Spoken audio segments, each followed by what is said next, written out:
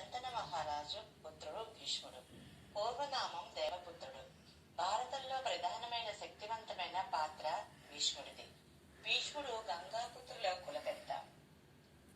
గంగాదేవి జన్మనిచ్చింది కాబట్టి గాంగేయుడని కూడా పిలువబడ్డారు. శంతనుడు కుమారుడు కాబట్టి శాంతనుడు అయ్యాడు. వ్యాసుడు భారతాన్ని ప్రజలకు అందించి ఉండవచ్చు, కానీ భీష్ముడే కనుక లేకపోతే భారతమే లేదు. తండ్రి సౌఖ్యం కోసం తన సింహాసనాన్ని త్యాగం చేసిన ధీరుడు భీష్ముడు.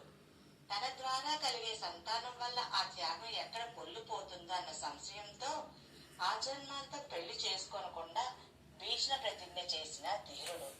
భీష్ముడిది మహాభారత యుద్ధంలో ఒక ప్రధానమైన పాత్ర.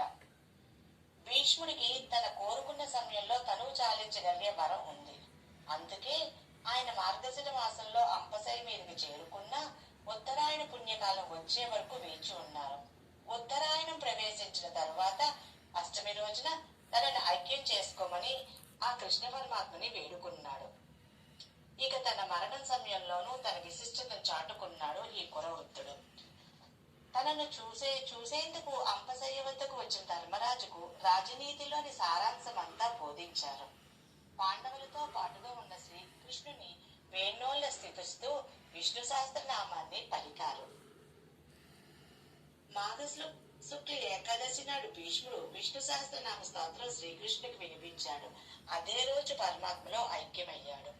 భీష్ముడు అందించిన విష్ణు సహస్రనామాలను ఈనాడు జపిస్తే విశేష ఫలితం దక్కుతుంది. భీష్మ ఏకాదశిని జయ ఏకాదశి అని కూడా పిలుస్తారు. ఈ రోజు మొదలుపెట్టిన ఏ కార్యమైనా విజయవంతం అవుతుంది అని ఒక నమ్మకం.